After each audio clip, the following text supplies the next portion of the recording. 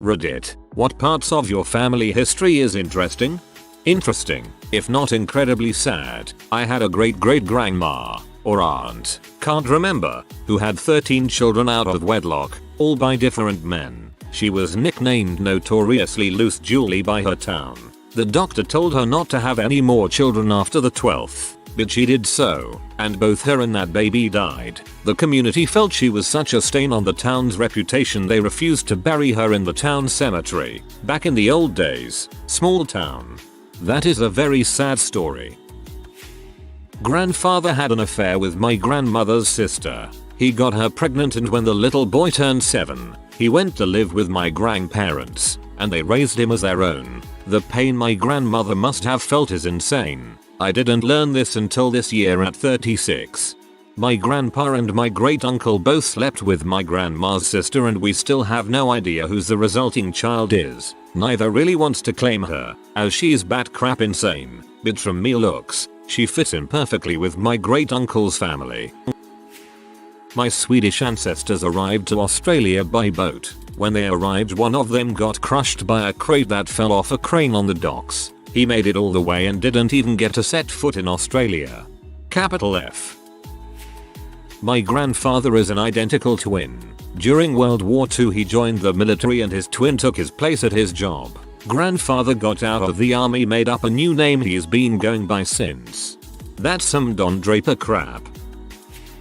Women in my family have been going to college for 7 generations, since the 1840s. Most of them have master's degrees. Also, one of these women, either my G-grandma or my GG-grandma, was involved in the first car wreck in her city as a teenager when she stole her parents' car and drove it into a horse-drawn buggy. A legend.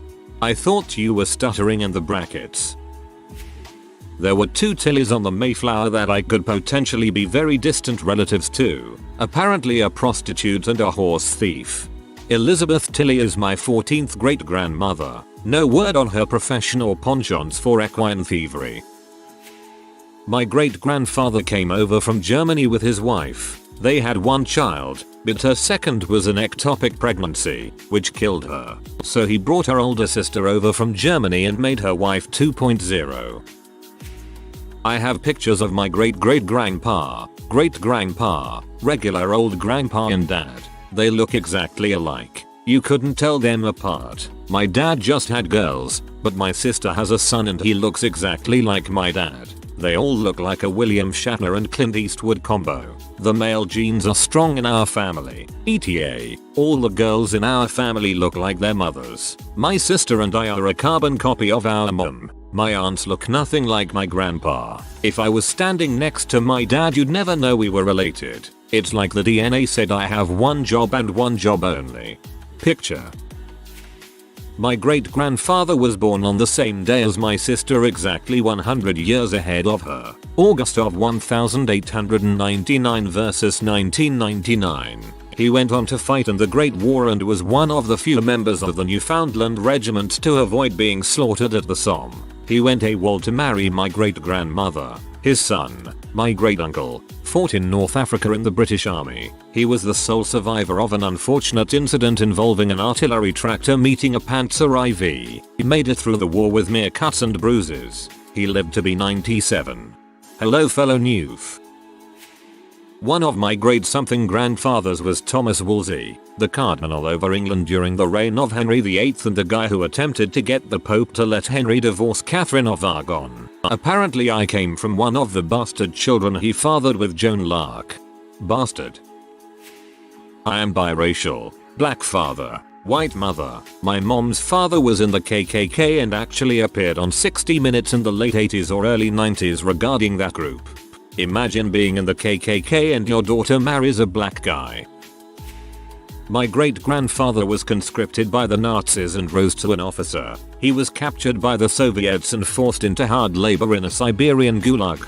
He escaped toward the end of the war and used Russian he knew from living in Belarus as a child to make his way back to Germany. The Catholic Church moved him to the States after the war, where his son, my grandfather, accepted a job for the DoD fitting triggers for nukes and married the daughter, my grandmother, of a US naval officer from the war. This story was passed only a few times because he refused to discuss any events of the war up until his death. Could be all bulls, but I still tell it like it's all true. Very few pictures remain.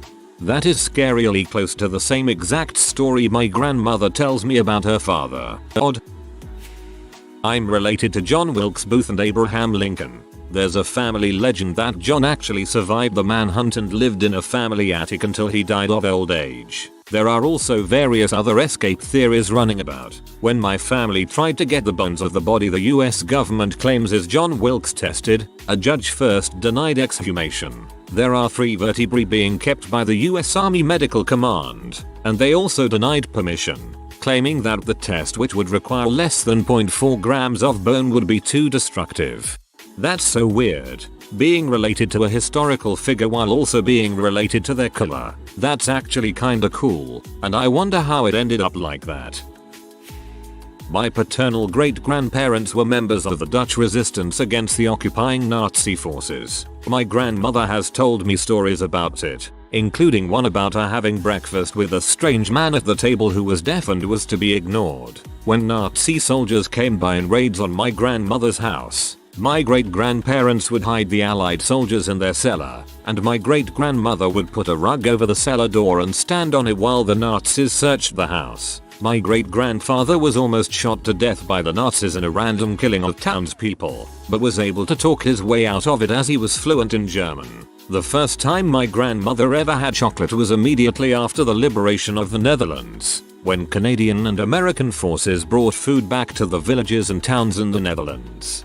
Your paternal great-grandparents are heroes. I can't even imagine the terror of having Nazi soldiers invade your home. The men who hid people in their homes certainly put their whole family in harm's way, an understatement for sure, but I so admire their strength to do the right thing. What an incredible legacy to follow. On my father's side of the family, we can count at least 100 teachers in our family from post-Civil War to present day. It must be in our blood. Both of my grandparents are from Germany and both come from completely opposite sides of the Holocaust. My grandfather on my father's side of the family served in Hitler's army. According to my dad, he wasn't exactly a Nazi, as he was more so just taking orders from them. And supposedly he had no idea where the Jews were being taken when the SS started rounding them up. When he found out what was really going on, he defected to the Allies and barely made it out of the war alive. Eventually he found himself in America, married my grandma, and had my dad. My grandfather on my mother's side of the family is a Jew who fled to Brazil and still lives there today. I don't know much about what happened on his side of the story, as according to my mom, he hates talking about it. So by my guess he must have had a really tough time. It was all really mind-blowing for me, as both my grandparents died when I really young. And I didn't find about any of this until I took a World War II history class in high school, and my dad teased my mom about it, saying, "Hear that, hon? Our boy is going to learn how to deal with dirty Jews like you." I can only imagine what would be said if the two met up at a family reunion or something. I'm a direct descendant of Robert the Bruce. Also, one of my ancestors lived in Shetland and cured the whole island and Orkney of smallpox with his own homemade remedy that didn't involve cowpox at all. How do you even trace back that far? My family history fizzles out after 4 generations. I'm related to Thomas Ridgway, who was the owner of the most famous tea company in England. I think he was also knighted as well. I'm both Austrian and Italian, but also neither of those. My ancestors immigrated from a place that was technically Austria. They wrote Austria on all their paperwork, but now it's Italy. My ancestors would tell you they were Italian. Anyways, I should be eligible for Italian citizenship by blood, but when I applied, they essentially said no, you're Austrian. So I attempted the same in Austria. Their reply, no, you're Italian. Confused, said Blackman JPG.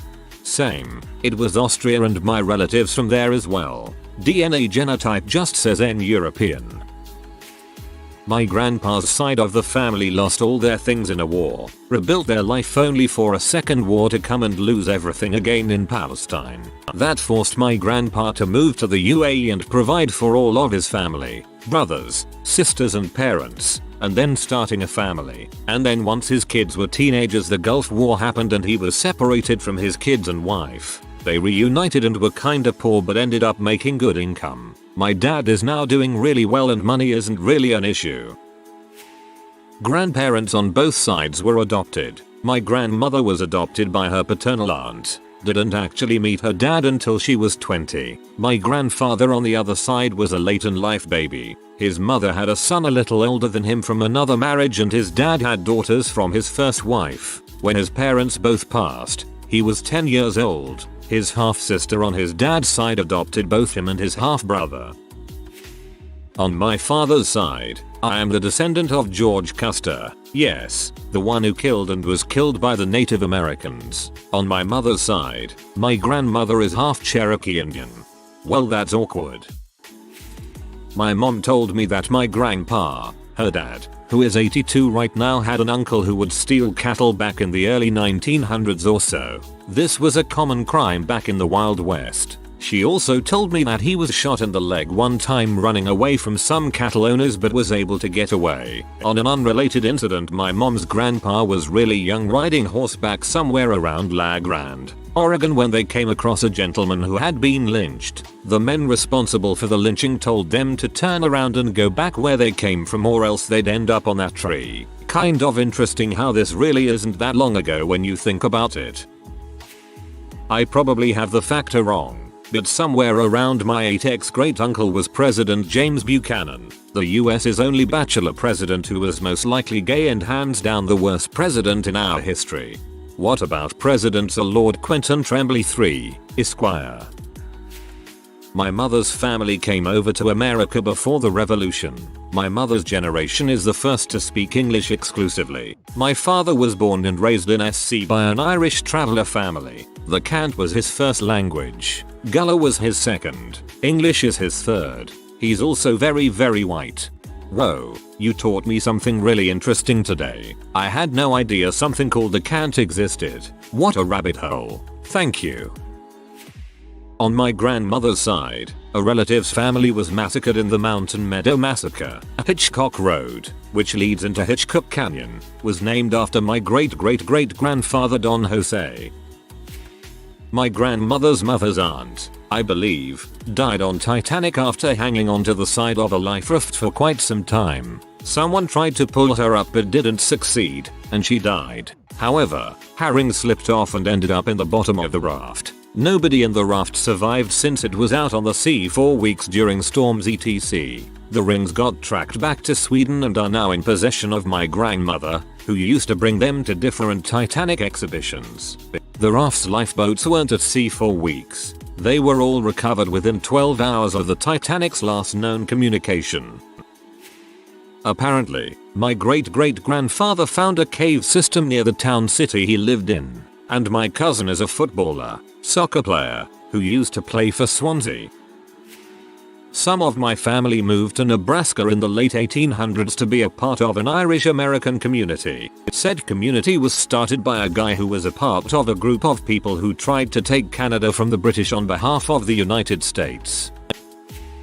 Late, but figure I would comment anyways. My grandmother was 100% Native American as stated on her birth certificate. Her grandfather was a chieftain, and his picture is in the Smithsonian Museum. However, when my father took a DNA test, the results reported he was only about 2% Native American. It was baffling for the entire family. He should be 50%. It claimed we were mostly European. One of my sisters had similar results. My dad is not adopted. He resembles his siblings and parents a lot. We figure it's likely a case of our particular tribe not being documented on the website. However, another interesting theory we had is this. The tribe we descend from, Lumbee, is from North Carolina. What is in North Carolina? The lost colony of Roanoke. It is a famous theory that the Roanoke people integrated with the Lumbee tribe. We looked up records of surnames from the Roanoke settlement and found our ancestors' last name in it. It may or may not be true.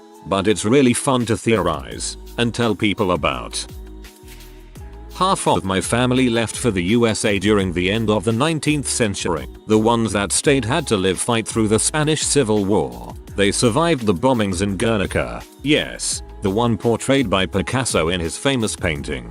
After the war, some left and lived through the German occupation of France and the air raids in England. The ones in England survived. The ones in France died either fighting or in concentration camps. I'd say those that left early and went to the USA got the best part of it. We were rich as frick in the late 1800s to the Great Depression. We made most of the iron used for manufacturing oil and refineries as well as ornate gates. They started making those in the 1600s in Germany. Great Depression came and my great-great-grandfather and my great-grandfather sold all of their holdings at the very bottom. The other half of the family held 30%. 20% was stolen from them and never spoke to this side again. My great-grandmother got a job brushing horses at the stables her parents used to own.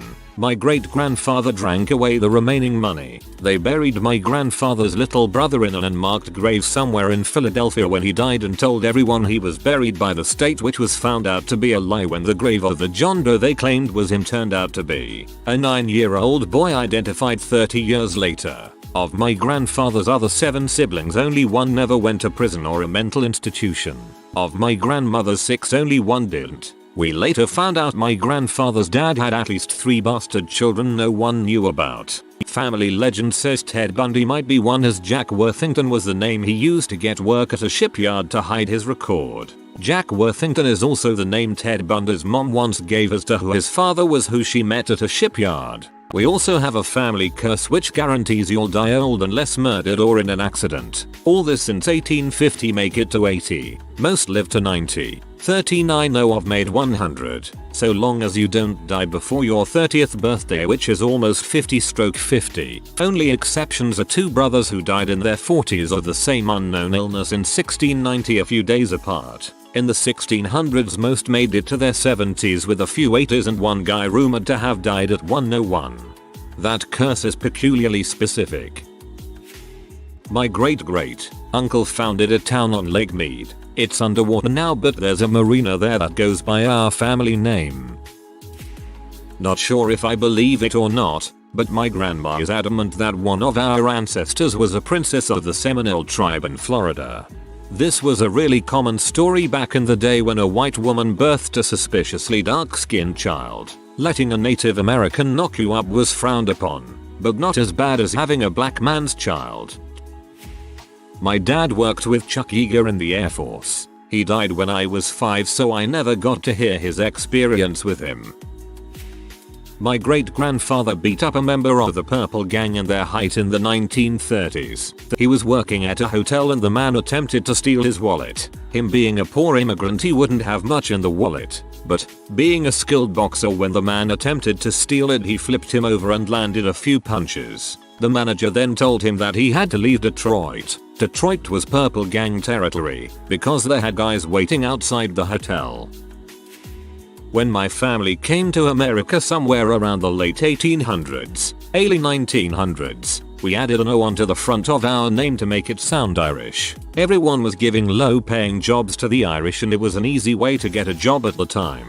Alright, O Sanchez, come back tomorrow ready to work.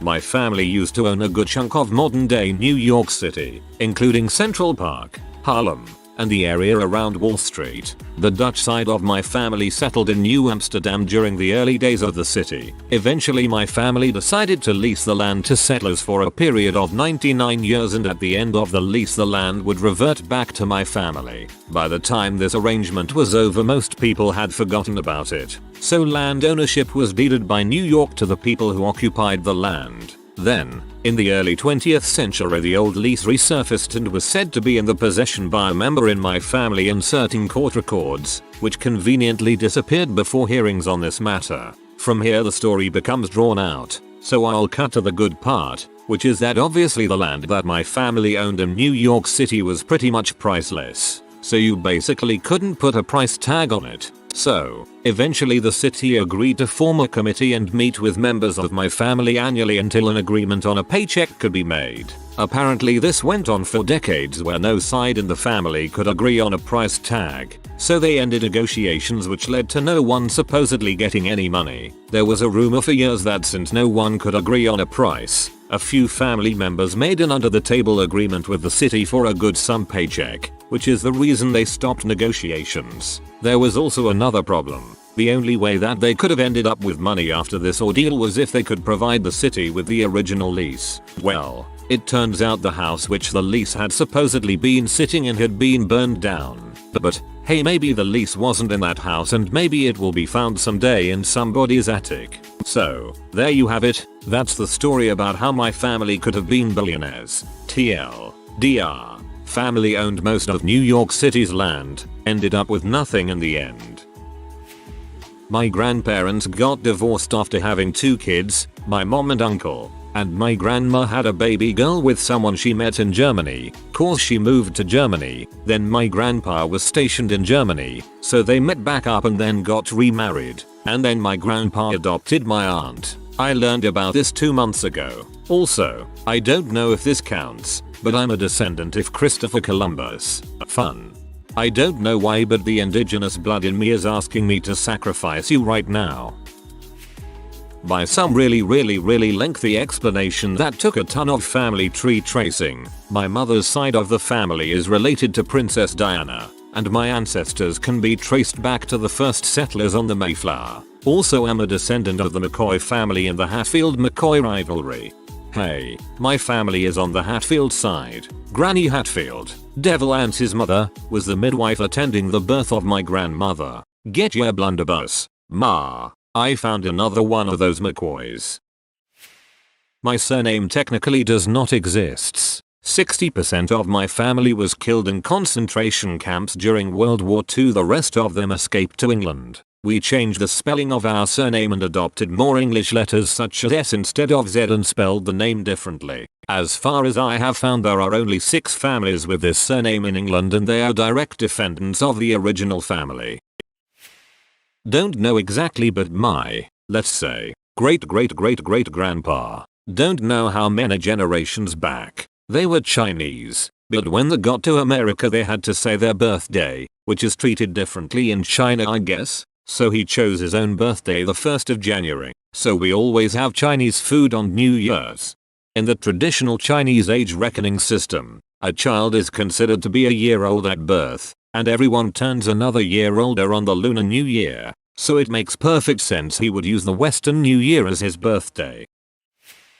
I'm part Portuguese, but I've only ever known myself to be black. I recently saw some ancestors on my mom's side and those MFs are definitely Portuguese. Now it makes sense why my mom and her mother are so light-skinned, almost looking white. I don't know anything the Portuguese part of my family. What's also interesting is that my dad's side of the family is from Jackson, Mississippi. I have his complexion, which is similar to, let's say Denzel Washington. My dad's father moved to St. Louis long before my generation was born. Apparently, he changed our last name from Schumacher, SP, to Davis. Interesting name change. From Mississippi. Does my family have slave history? I'm 34 now and didn't really have much curiosity until the last few years. Now I want to understand more, because it has literally felt like my entire family history began with my grandparents on both sides. And of course that's no true. A lot of former slaves took the last name of their masters, so that is possible. There's a white shoemaker family here who have kinda always had money and could quite possibly have had slaves. My grandfather was one of the founders of the first National Police School and Syndicate. He also served as an officer in a certain South African country and a certain Atlantic island. He and my grandmother were also the latest people on my mom's side of the family to see snow in our town, since it hasn't snowed in some 70 to 80 years here, and before that, who knows? Unlikely it'll ever happen again, sadly. It was all downhill from there really. My great uncle was in a mining accident at age 20 and was in the hospital for over a year. This is the 1920s and had his legs partially amputated. After getting out of the hospital, he bought a small farmhouse and farmed. He bought a child's wheelchair so he could garden sitting in it, and did it until he died 6 decades later. My great X2 grandmother went missing with a herd of goats. She came back in the spring with cheese and butter. She was a beast. If you are new to the channel, you can subscribe. I publish new videos every day. Until then, check another video.